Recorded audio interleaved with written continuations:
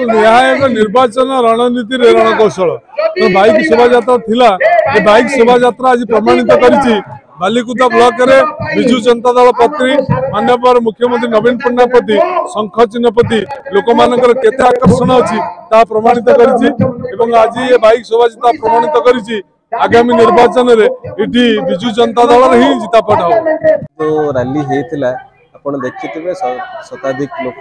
हजार हजार संख्यार मोटरसाइकिल लोक आसते श्रृंखलित भाव में आसिक मीटिंग स्थल में पहुँचते बालिकुदा एरसोमा निर्वाचन मंडली भितर विजु जनता दल भितर कौन द्वंद्व नहीं से कथा मुझे कही बीजेडी कही 9 तारिख दिन आमर सरकार गठन होउची आपण माने आसीबा को समस्त को माननीय मुख्यमंत्री निमंत्रण करछंती 9 तारिख दिन निश्चित भाव में विजु जनता दल सरकार संख्यागरिष्ठता आनिकी विपुल खाली संख्यागरिष्ठता तो नुह 120 रु अधिक सीट आनिकी जितबो एवं सरकार गढ़िबो से सरकार गठन उत्सव को समस्त जो बीजेपी लीडर बड़ बड़ तुंग लीडर कहते से भी निमंत्रण विजु जनता दल तरफ रही बीजेडी गोटे दल जी सारा 5 वर्ष को थोड़े साधारण निर्वाचन हुए ता मध्य पंचायत त्रिस्तरीय पंचायत निर्वाचन हुए किंतु एमती कौ दिन नथिबो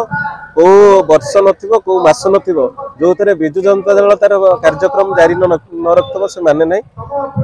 केंद्रीय नेतृवृंद सब इलेक्शन बेले आसती 2-4 मास आसती बड़ बड़ कथा कहते तापर से छू हो जाती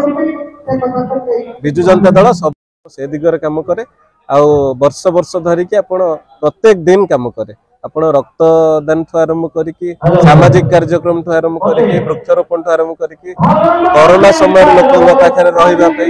सब क्षेत्र में सब बेले विजु जनता दल साधारण लोकों पाखे अच्छी कृषि बेले कृषकर जिते समय तांको पाखे श्रमिक असुविधा समय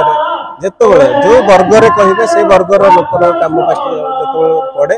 माननीय मुख्यमंत्री सरकार नवीन पट्टनायक सरकार सब बेले लोकों पाखे अच्छी सेथिपाई कि ही